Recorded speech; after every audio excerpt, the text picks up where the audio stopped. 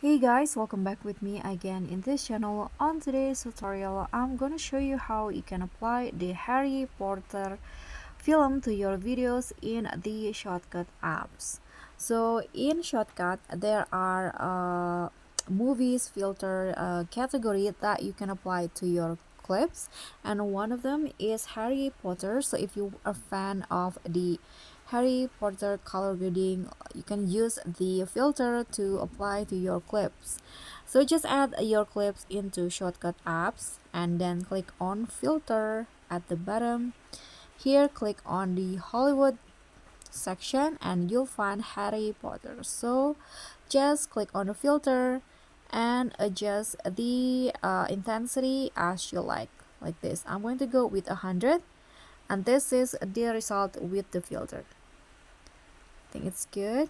So that's all for me. Thank you so much for watching. Please don't forget to subscribe, click on the like, leave a comment if you have any question, and also click on thanks button. Bye.